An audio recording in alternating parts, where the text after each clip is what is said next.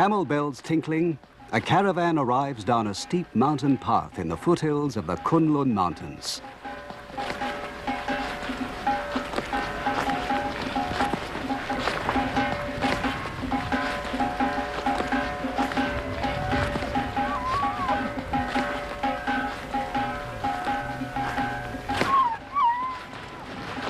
The loads of the camels are not ordinary rocks. They're jade from Kunlun, which has been famous in China throughout history. Today, they get the jade by digging shafts in the mountainside. For more than 2,000 years, jade has been collected here for carrying to the capital of China, far to the east. For the Silk Road didn't only carry silk, it also carried jade.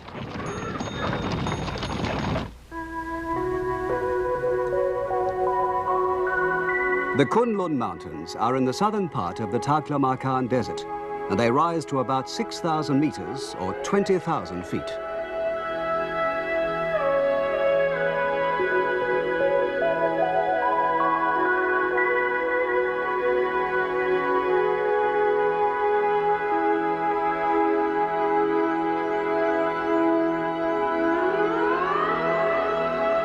Deep in the mountain lies hidden the mysterious jade, which the Chinese have always regarded with awe.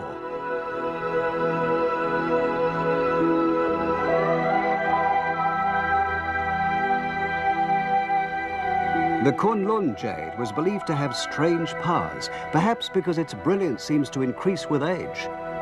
Chinese people have always loved to make things of jade. They believe that if you wear jade, your mortal body will not die, but be preserved, so its spirit can one day return.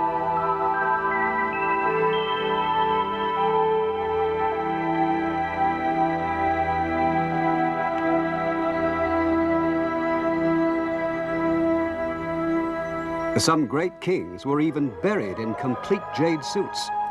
This one was made of almost 2,500 separate pieces of jade fastened together with gold thread. This marvelous suit of clothes was made 2,000 years ago, but only recently excavated.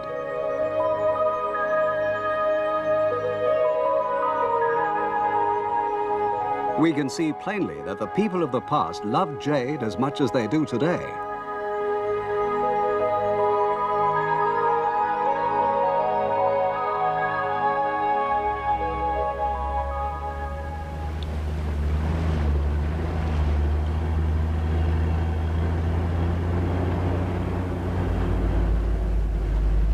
The southern route to the western lands runs between the Kunlun Mountains and the Taklamakan Desert. Now, the Chinese-Japanese expedition was headed for the biggest of the oases on this part of the road. It's called He. Approaching from the east, you cross the Urungkash River. Two rivers from the Kunlun Mountains flow through He, the Urungkash in the east and the Karakash in the west. Even today, you can often see people searching the riverbeds for jade. They say that if you spot a stone that seems to glow more brightly than the rest, you've found a piece of jade. But jade is rare, and you're lucky if you can find one piece a day.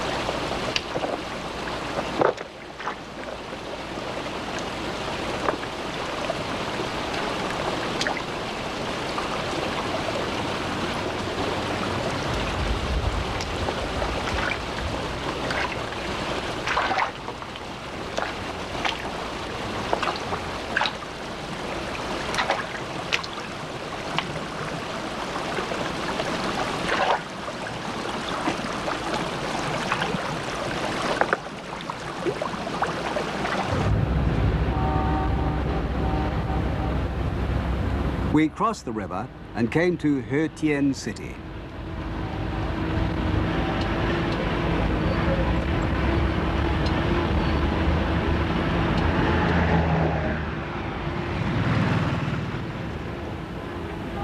This town once had a great castle from which the whole country was ruled. It was famous as a source of the precious jade and as a trading center for the east-west commerce. We were the first foreign expedition that had ever come here. The population of He province is 180,000, and of these, 95% are of the Uyghur tribe. Their ancestors were people of Turkic blood that lived on the Mongolian plateau. The men wear many different kinds of headgear.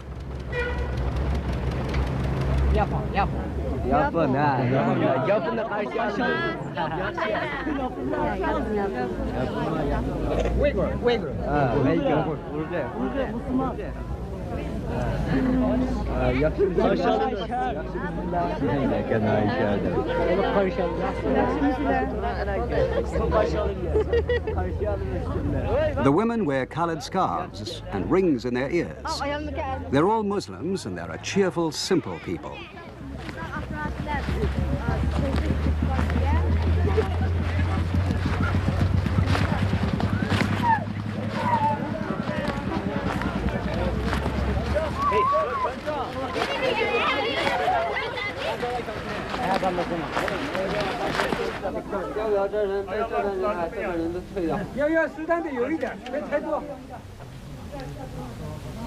In the middle of the town, there's a market for the jade. It's the only place where people can sell the jade they found.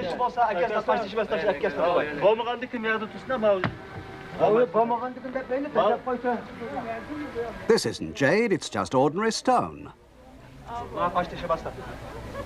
Take another look. It's very heavy.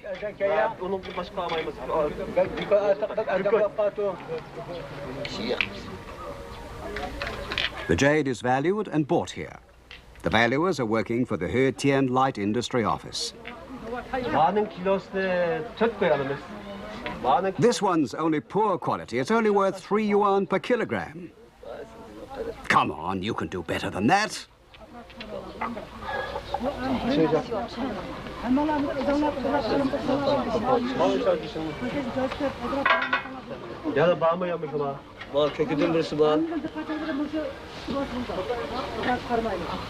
We saw a Uyghur father and son, the same ones we'd seen looking for jade in the river.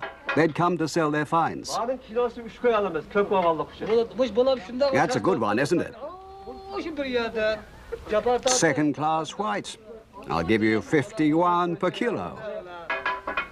You must be joking. Look at the sheen.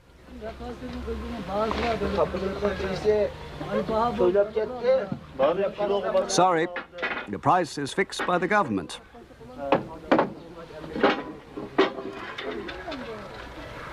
Today, they were selling the pieces they'd found over a 6-month period. He got 70 yuan, more than a laborer can earn in a month.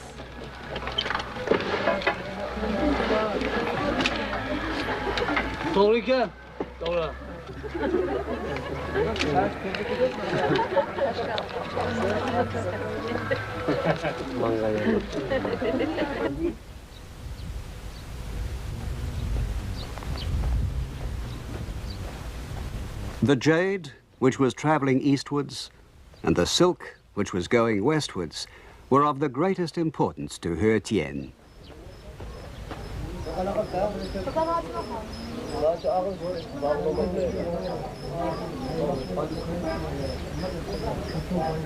The Chinese priest Xuanzang, who traveled to India during the 7th century to bring back holy Buddhist books, stopped here on his way home. He wrote, "This area has good land for growing grain, and fruit is also plentiful. The people wear clothes of silk and cotton, and they're very clever at weaving the silk, and also at making rugs."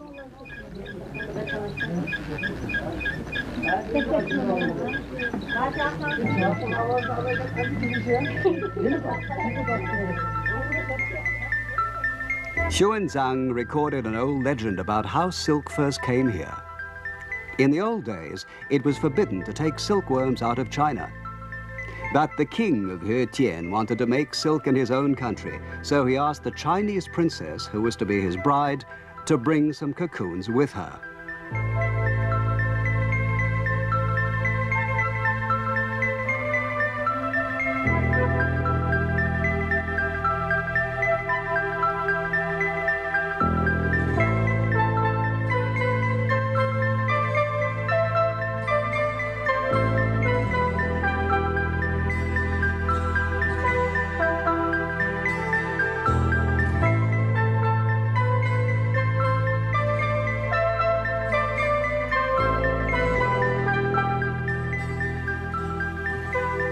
She did what he had asked her and hid the cocoons in her crown when she came to marry the king.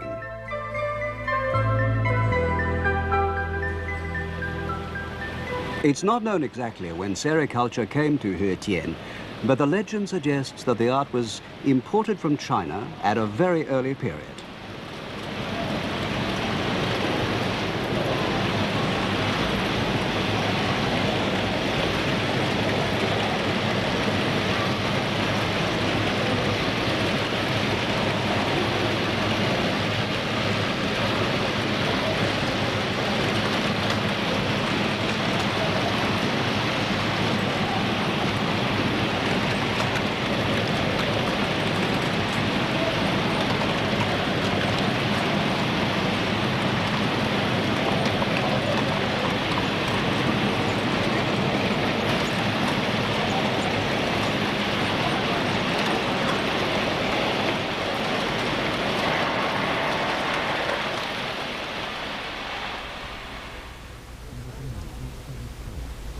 There's a very old painting of the ancient legend that was discovered by the British explorer Stein at the beginning of the 20th century.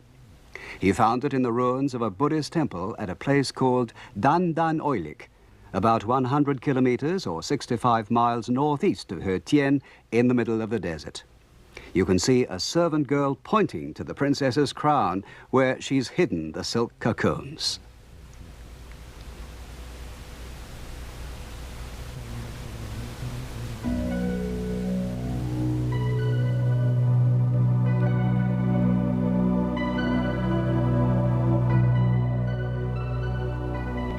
Since Stein discovered this marvelous painting, no one has ever been back to Dan Dan Oilik to confirm its position. In the Uyghur language, Dan Dan Oilik means either the house of ivory or the house with an ivory treasure.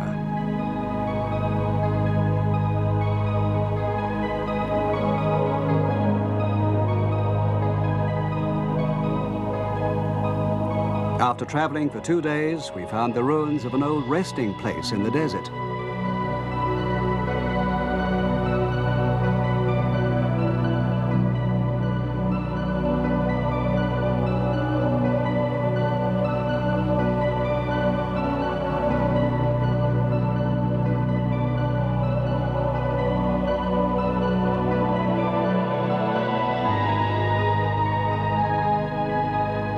We found the remains of an old well, a few desert plants, and the ruins of a number of walls made from sun-dried bricks.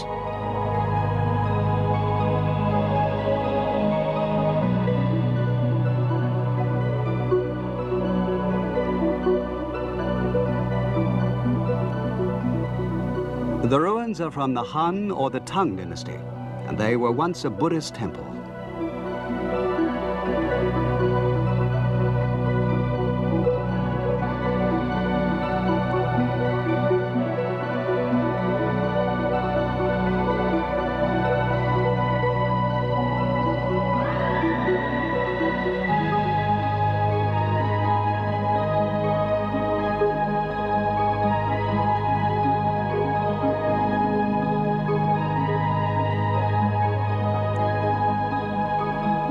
On a low hill, there are the ruins of a stupa, a sort of pagoda. The people here call it the Dan Dan Oilik Tower.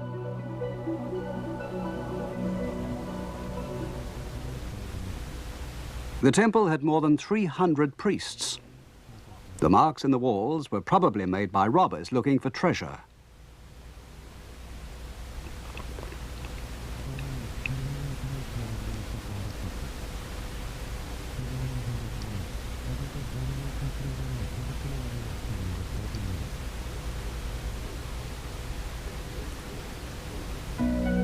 This painting of a king of He-Tien is from a mural at Dunhuang. The He-Tienese Empire ruled the Taklamakan Desert from the time of the Han Dynasty to the Tang.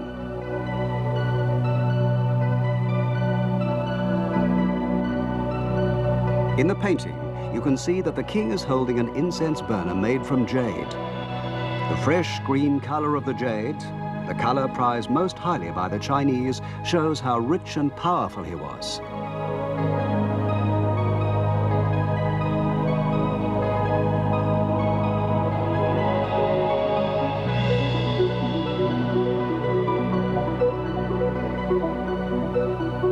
the ground near the stupa, many prayer beads and decorative objects made of jade can be found.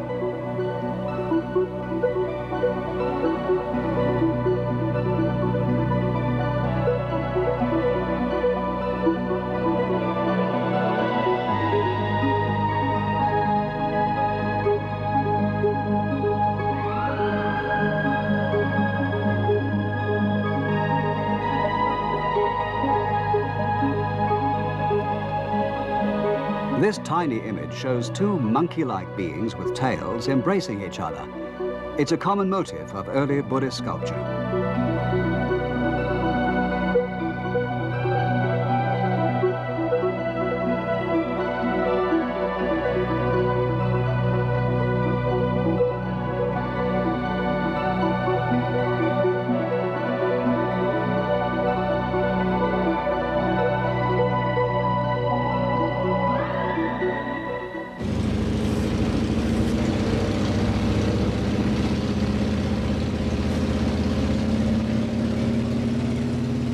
He was the first place in the Western lands to become Buddhist.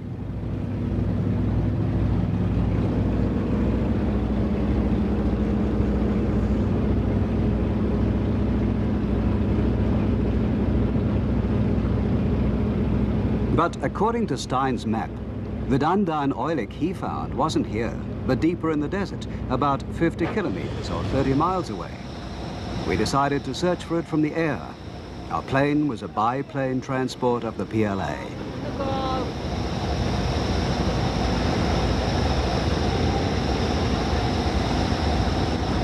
Stein traveled north from He Tien City along the Yurong Kash River, and then eastwards from the point it joins the Kara Kash River.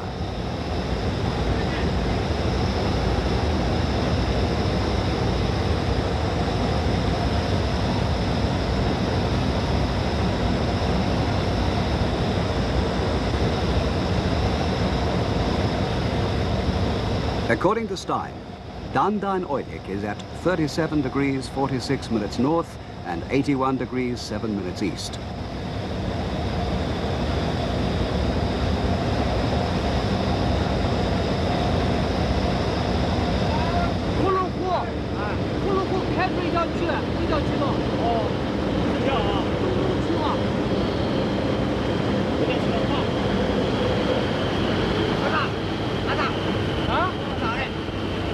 About 40 kilometers north of He Tien, or 25 miles, we found the ruins of a temple called Rawak, which has the biggest stupa on the southern route of the Silk Road.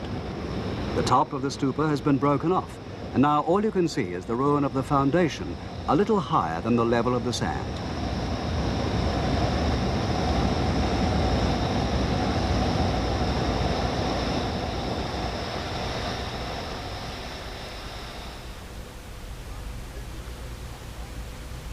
This is a photograph Stein took of Rawak Temple in 1900.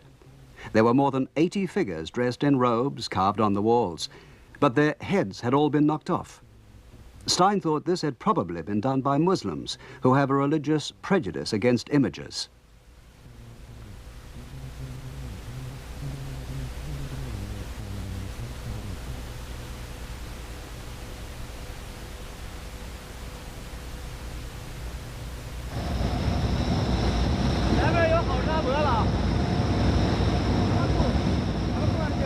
Now we'd reached the place where Dandan oilik is supposed to be.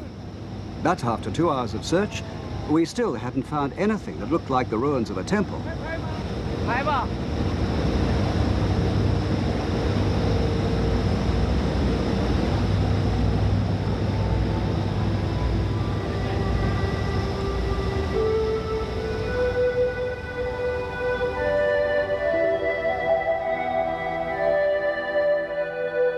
But we did find this crescent-shaped ruin half buried in the sand. The wall seems to have originally been a circle about 50 meters in diameter, or 150 feet, with a square building, perhaps a house, in the middle. One archaeologist thought that the circular wall had probably enclosed a field.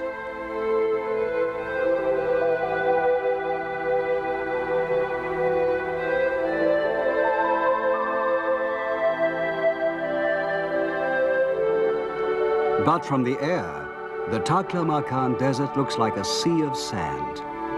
It seems to have almost completely engulfed the remains of the people who once lived here.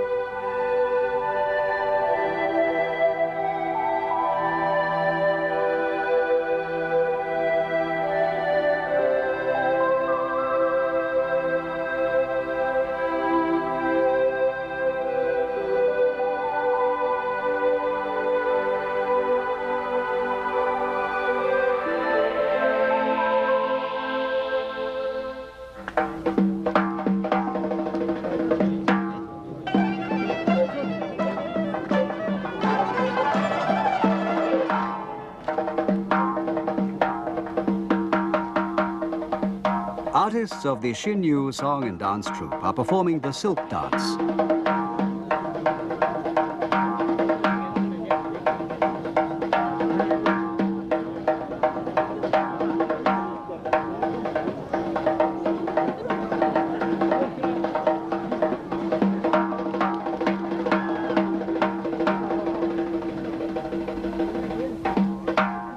The small white objects are silk cocoons.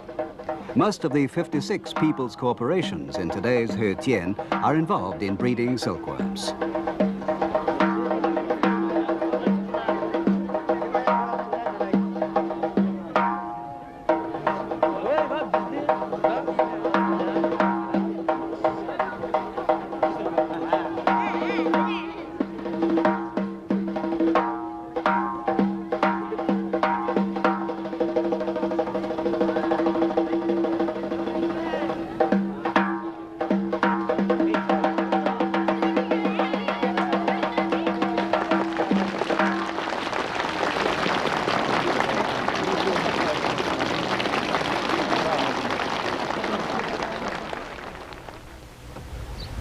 Every year, they produce 5 million yuan's worth of woven silk material, and it's the principal industry of the oasis. The people are very proud of their produce, and when they talk about silk, their faces light up.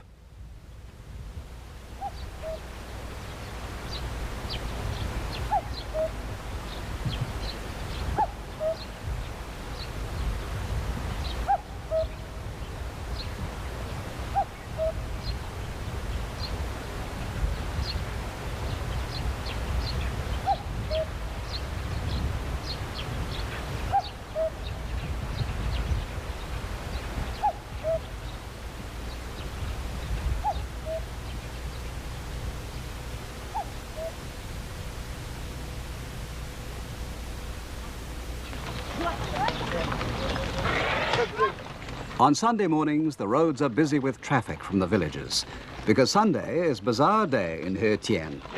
People come from the Kunlun Mountains and from the next oasis across the desert to buy and sell.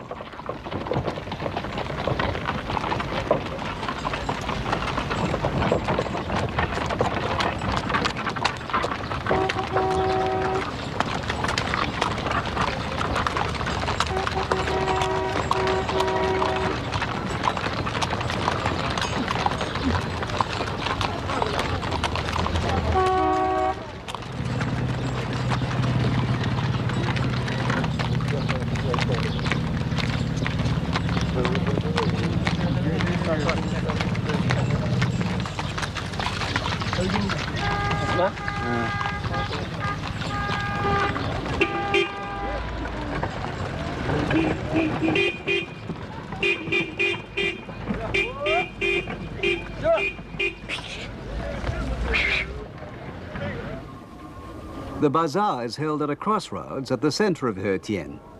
On the road leading from the east to the crossroads, there are lines of stalls for about 500 meters, a quarter of a mile. By noon, it's so busy it seems that everybody in the entire town is there.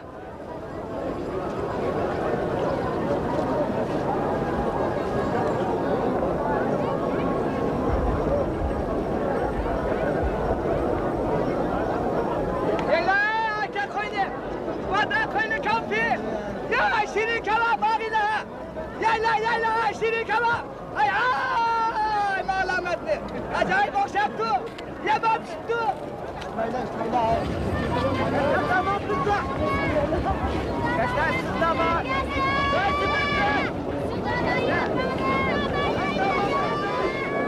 This old man came to sell a carpet which took him 2 whole months to make.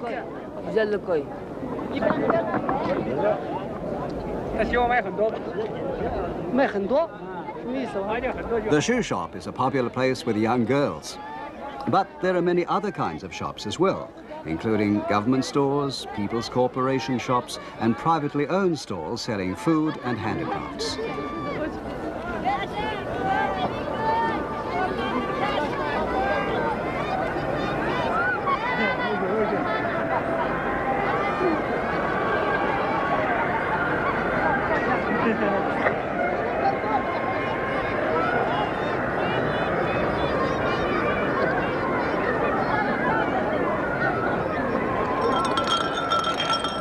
The shops are quite simple, but they can provide everything the people need.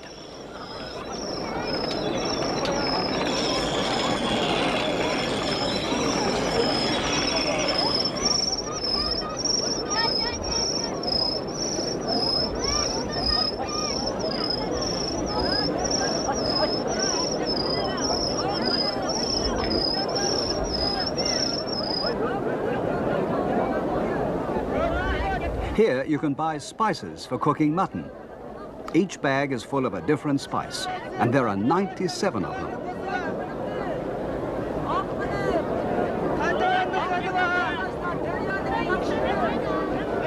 There's meat and there's fish.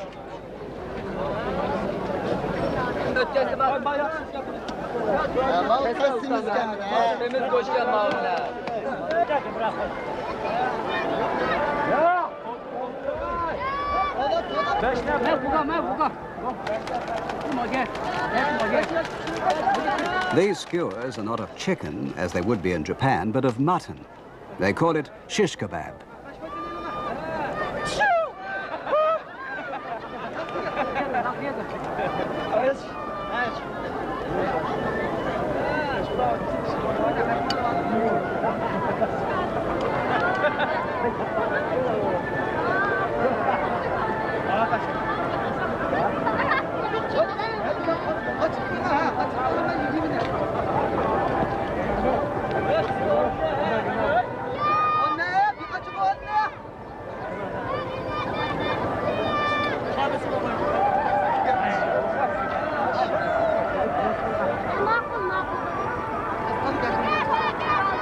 The Uyghur hats are so colorful, they sometimes look like bunches of flowers.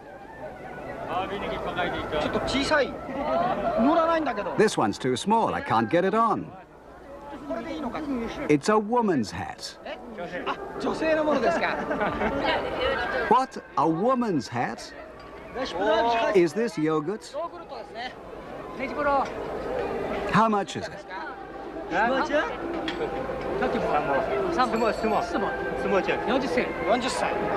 How many have you sold today?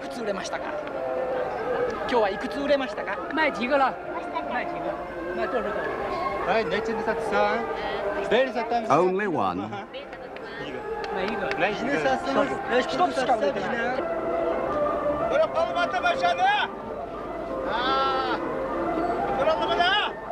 Here in a restaurant, they're selling freshly baked bread.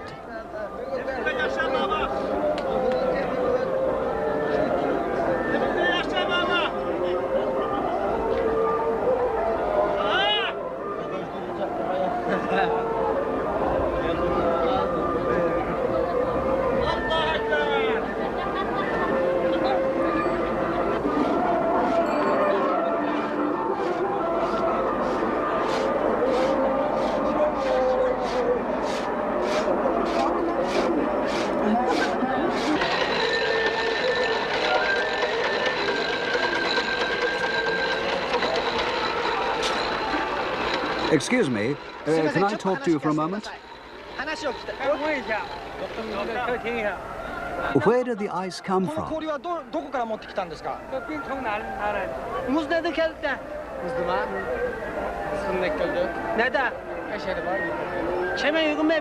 There's a place in the town that sells it.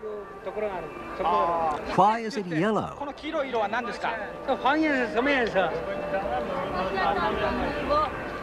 It's made of egg.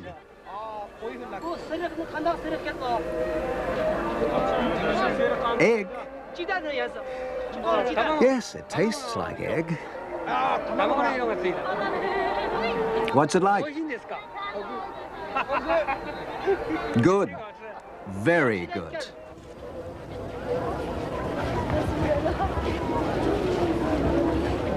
They say the people of He like to come to the bazaar whether they want to buy and sell or not. The Uyghurs love a crowd, and the bazaar is a weekly treat for them.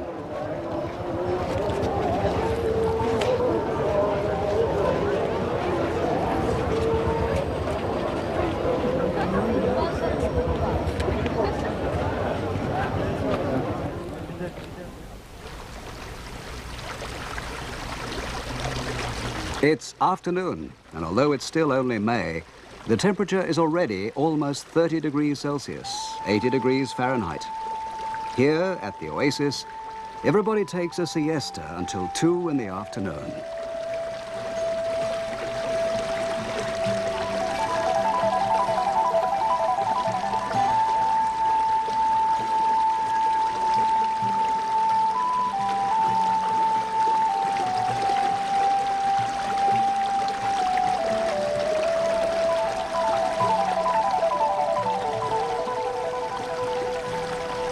We found the village coffee shop in the shade of a poplar-lined avenue.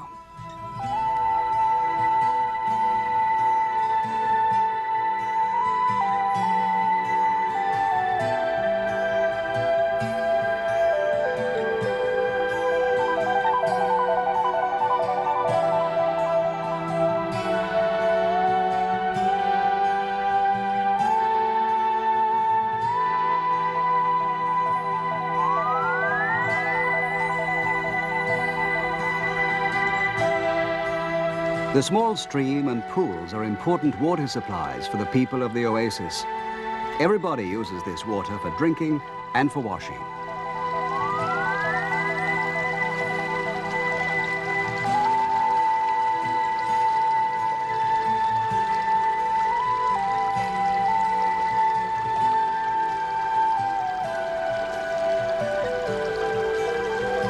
This is a typical Uyghur farmhouse. You go through 2 doors into a sort of courtyard which has a roofed walkway around it.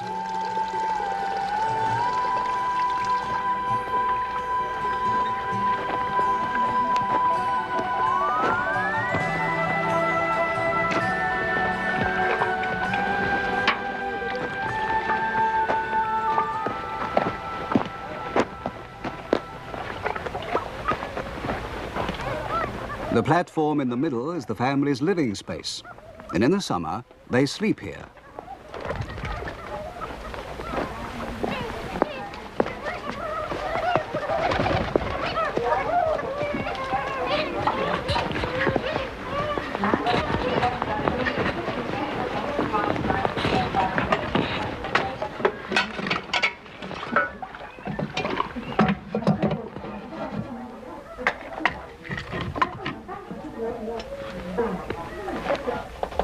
That's one of the advantages of living in the desert. You don't have to worry about rain. This is the master of the house, Mr. Mata Kashim. This is the room for me and my wife. When we Uyghurs visit anyone, the men all sleep in one room and the women in another.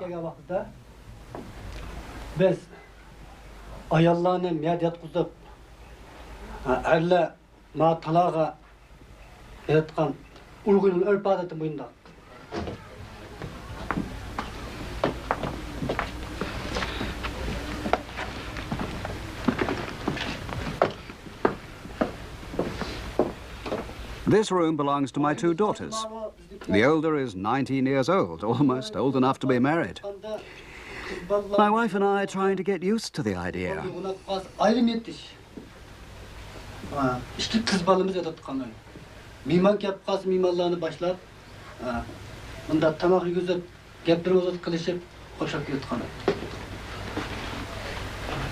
Except for beds, there's very little furniture. This is probably because these people were once nomads, wandering from one oasis to the next.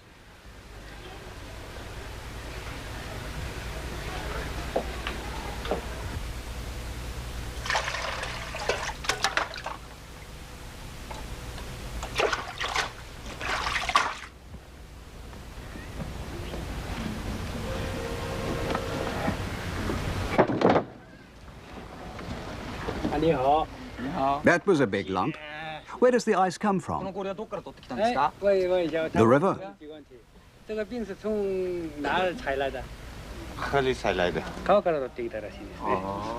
When do you fill your ice house? In the middle of January. Ah, in winter time.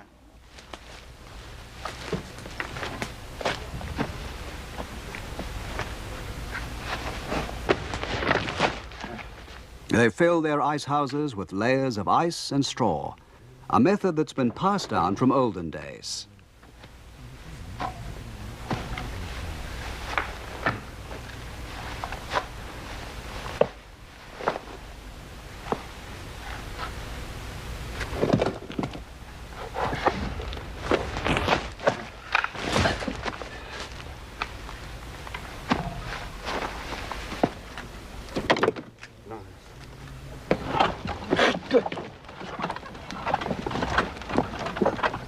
The ice was being taken to the Silk Research Center. They need it to keep the silkworms cool.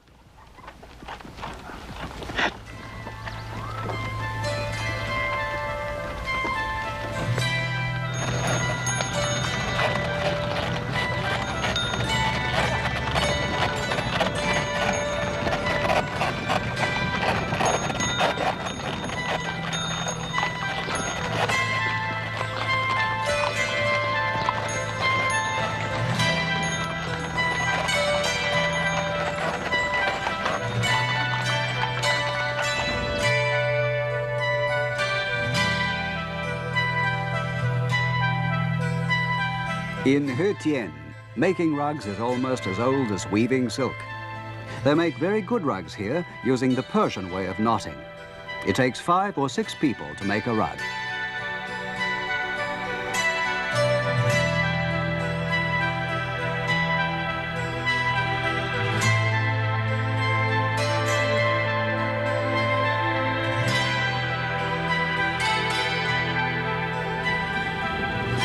They use several hundred dyed woolen warps for each rug. The different colors are knotted into the design bit by bit.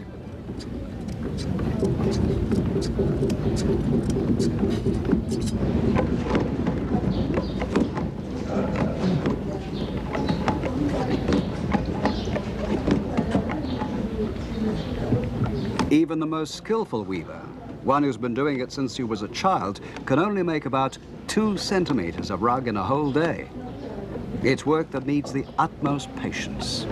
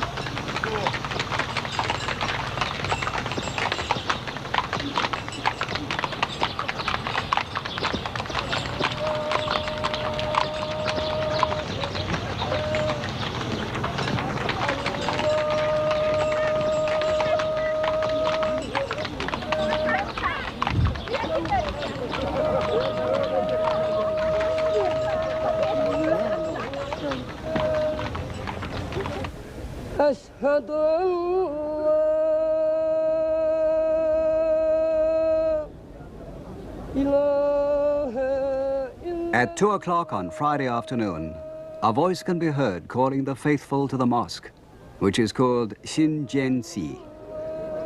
Marco Polo, who stayed in Hetian during the 14th century, said that all the people were already Muslims by that time.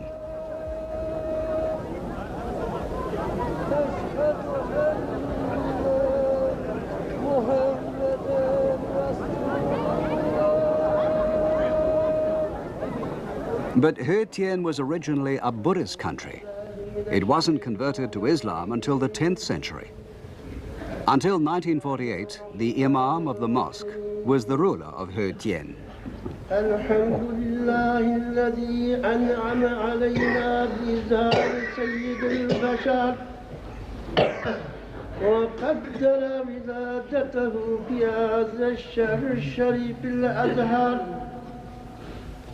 In China today, there is freedom of religion, and more than 5,000 people often attend the mosque on Fridays.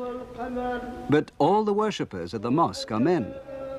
Women Muslims don't go to the mosque, but pray at home.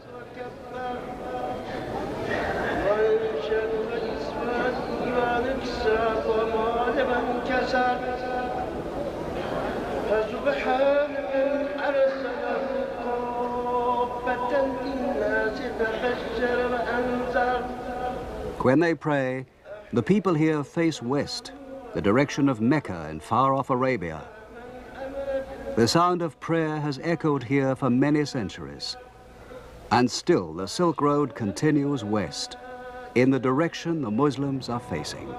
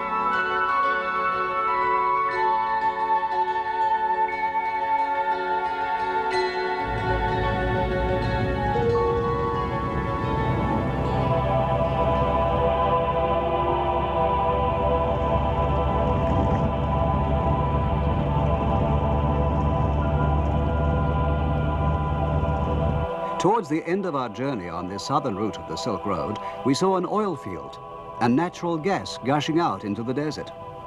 It was the Kokya oil field, which was only discovered in 1977 in the middle of the desert, about 200 kilometers from Hetian city, 120 miles.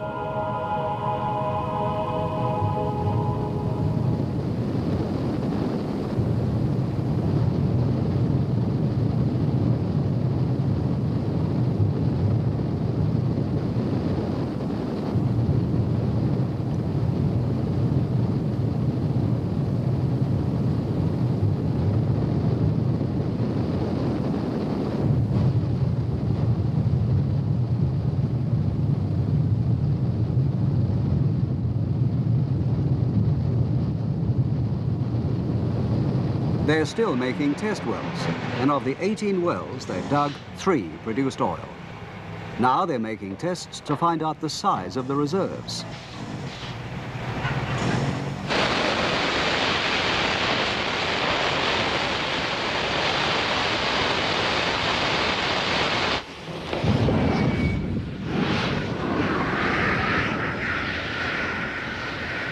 Oil and natural gas started to flow from test well number 10 some time ago, and they still haven't controlled the flow.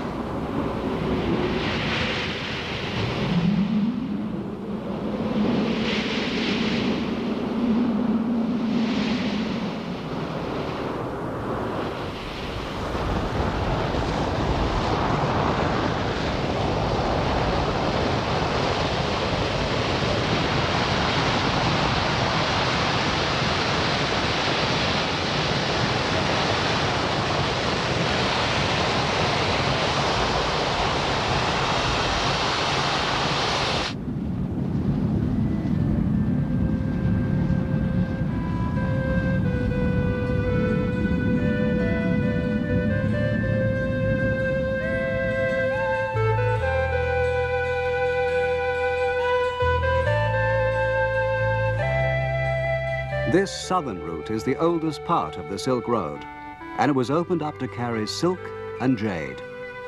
Today, it's a place for the technology of a new age. As the Silk Road continues westwards, it divides into two. One leads to the town of Kashgar to the west of the Taklamakan Desert, and the other crosses the Pamirs and goes on to Pakistan.